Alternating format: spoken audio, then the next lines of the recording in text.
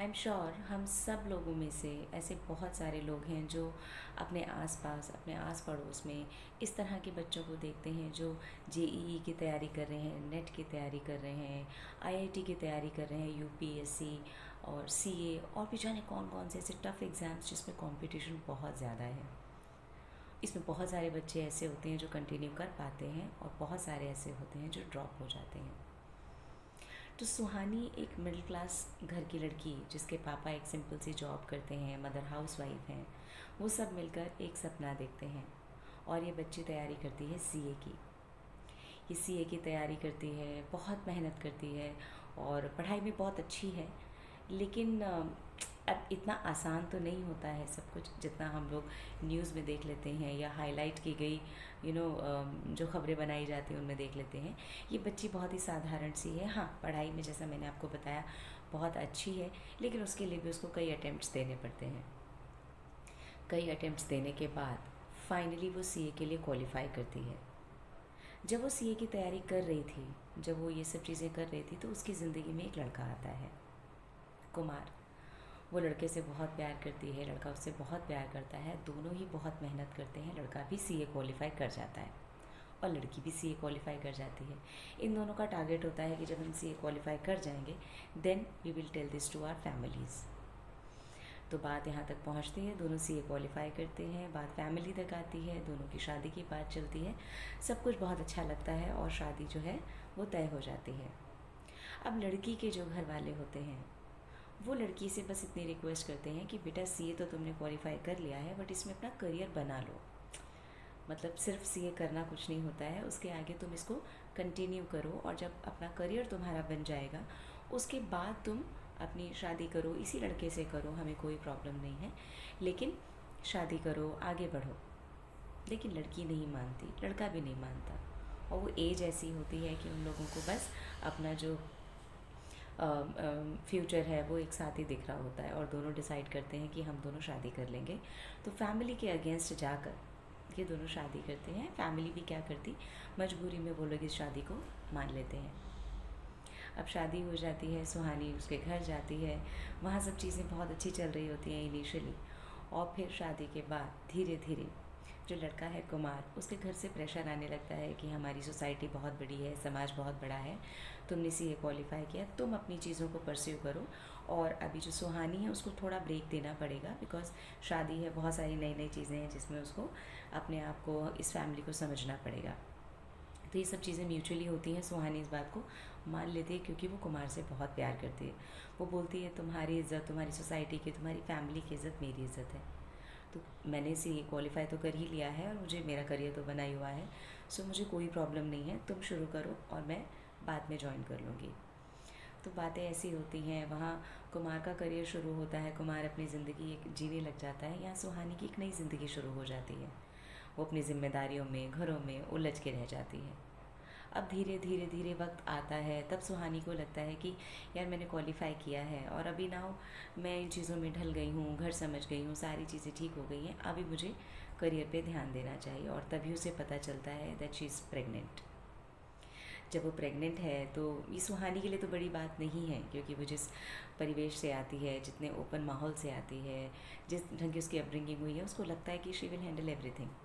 But क्योंकि कुमार की family शुरू से ही इतनी कंजर्वेटिव एंड सोसाइटी को मानने वाली रही है, उसको लगता है कि नहीं, अब एक बार जब इतना रुक गए हैं तो बच्चा हो गया है, बच्चा हो जाएगा, वो सब चीज़ें भी सब समझ लेते हैं, उसके बाद तुम अपना कर लेना, थोड़ा सा बच्चा बड़ा हो जाए फिर जो मर्जी कर लेना, हम लोग हैं, हम सब हैंडल कर लेंगे।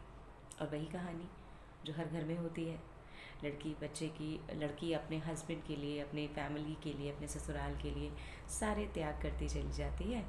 उसको बच्चा होता है, वो उसमें उलझ जाती है। साल, 2 साल, 4 साल, 5 साल उसने जब क्वालिफाई किया था और आज उसको ये बात करते करते 5-6 साल हो जाते हैं। अब वो वक्त से, अब वो उस टाइम से थोड़ा पीछे जाने लगती है और वो इतनी ज़िम्मेदारियों में उलझ गई है, फिज़िकली वो इतनी फिट नहीं है जितना पैशन उसको तब था जब उसने वो एग्ज़ाम क्वालिफाई किया था। आज जब वो इन चीज़ों में इतना इरिटेट होने लग जाती है, बच्चों की ज़िम्मेदारी, घर की ज़िम्मेदारी, क्योंकि वो पढ़ने वाली बच्ची थी, करियर बनाना चाहती थी, बट उसने ये सारे त्याग अपने हस्बैंड के लिए किए, अपने प्यार के लिए किए थे, लेकिन उसको इससे मिलता कुछ भी नहीं है।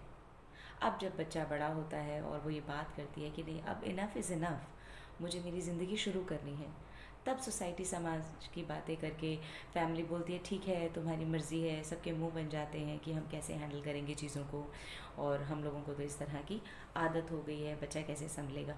बहुत सारी कंडीशन उसके आगे रख दी जाती हैं। और अब सुहानी के सब्र का बांध टूटता है, उसका और कुमार का बहुत झगड़ा होता है और अल्टीमेटली ये शादी टूट जाती है। सुहानी उस बच्चे को लेकर अपने माँ बाप के घर आ जाती है। अब कंडीशन ये है, सुहानी ऐसी स्टेज पे पहुंच चुकी है कि वो ज़ीरो से अपना करियर स्टार्ट नहीं कर सकती।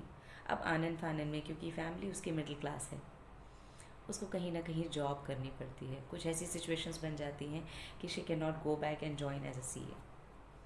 अब चीज़ें ऐसी हो जाती हैं कि उसको एक सिंपल जॉब करनी पड़ती है, क्योंकि वो सीए में जितना टाइम चाहिए उतना दे नहीं पाती है, और अपनी ज़िंदगी को एक बहुत ही सिंपल पैटर्न के साथ शुरू करती है। तो एक्चुअली ये ट्रू स्टोरी है।